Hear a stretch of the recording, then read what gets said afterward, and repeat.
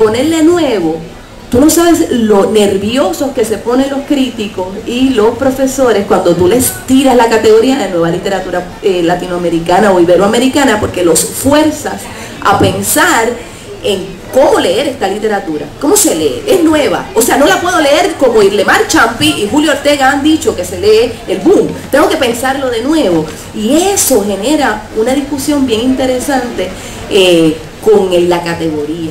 A mí me gusta esa categoría de nuevo. Ajá. Déjame hacer un acápite. ¿Cuáles serían para ti esas características de lo nuevo?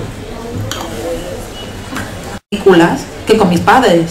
Si es que es básico, es decir, aquí todos, o sea, es maravilloso, puedes mantener una conversación hablando de lo que sea, de cine, de literatura, de arte, de series de televisión, Los Sopranos, lo que te dé la gana, y es mucho más fácil que encuentres lazos en común con cualquiera de vosotros, algunos os conozco, otros no, que con mi madre o con mi abuela, que no saben de qué les estoy hablando. Entonces creo que eso es un tema que está en todos nosotros, y creo que precisamente nuestra generación a un nivel casi mundial, yo desde luego la definiría marcada, por lo menos en mi caso, yo soy una hija de la transición española, por el desencanto. Nosotros, la mayoría, desde luego en mi país, y creo que aquí también, somos desencantados. O sea, todos nuestros padres han estado de alguna manera en las barricadas a un lado o en otro, en mayo del 68, corriendo delante de los grises en España, y cada uno puede contar su propia experiencia de su propio país, y todos nosotros somos unos tipos que hemos dicho sí, pero si después todos nos hemos matado, nos hemos hipotecado, y entonces estamos muy desencantados.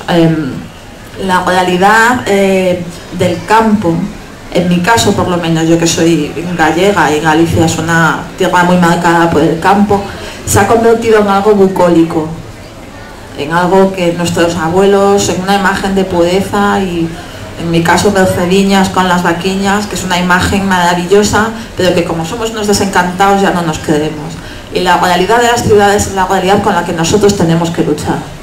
Y como nuestros padres creyeron en las banderas y en los movimientos, y así les fue, pues todos nosotros solo creemos en nosotros mismos. Y por eso nos da tanto rechazo convertirnos en portavoces de algo más que lo que es nuestra propia realidad. Yo, que soy de constitución pequeña y que tengo la suerte o la desgracia de parecer mucho más joven de lo que soy, he sufrido mucho paternalismo y mucho ¡ay, bonita! Esta niña va a editar mi novela, esa magna obra que yo he escrito para que la edite esta niña.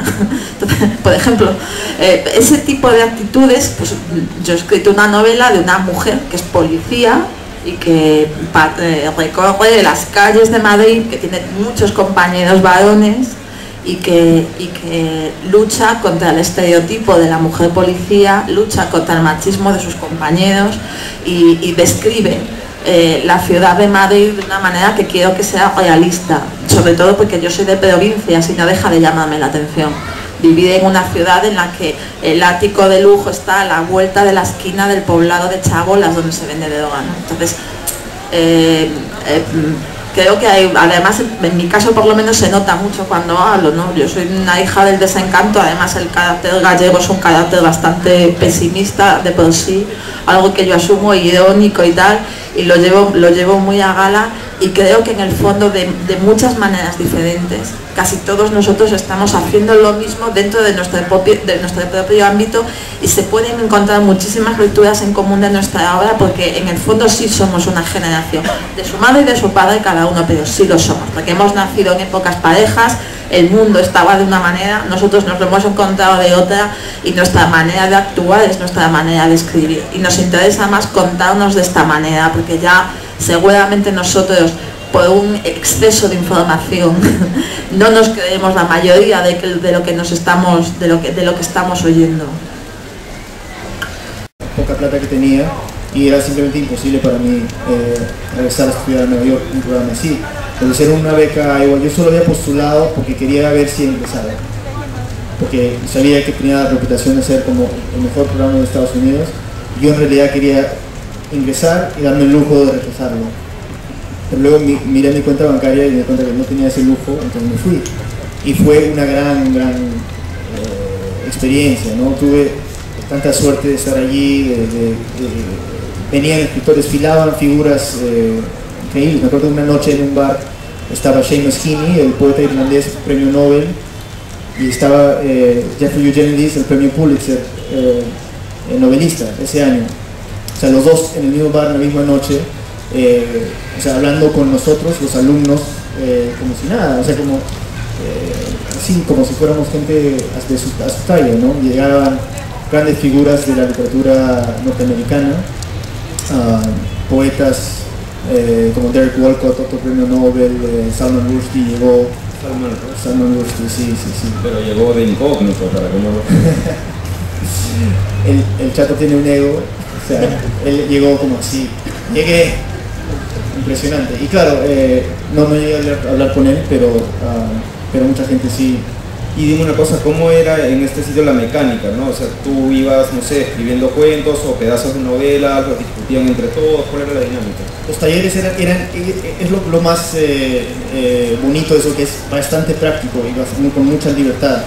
O sea, teníamos en esencia una clase a la semana, los martes o miércoles, en la noche, y tú, o sea, si tu clase era el martes, el miércoles anterior ibas a la oficina, recogías un cuento que tenías que leer, o los 3 cuentos o lo que sea, y lo leías y preparabas comentarios, y luego ibas la siguiente semana y con los compañeros de clase, nunca era una clase más de 13 más el profe,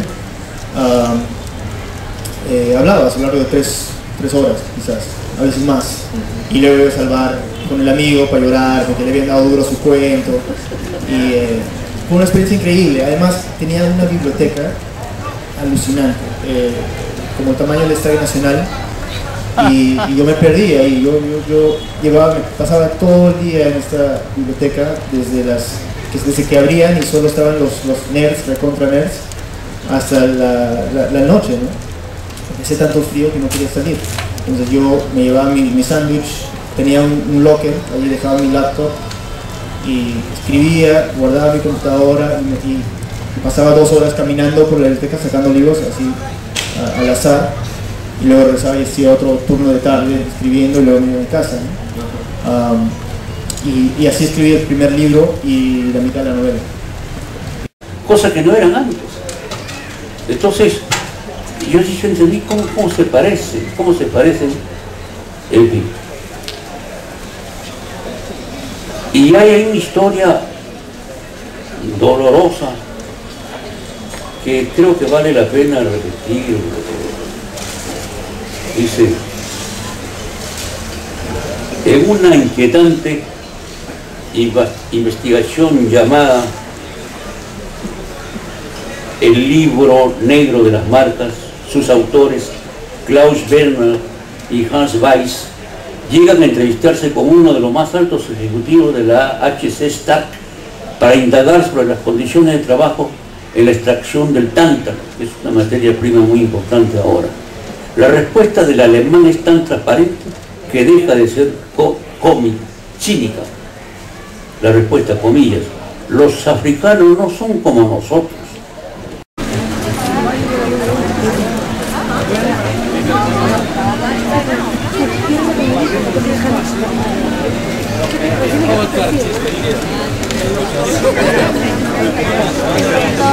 Estos 2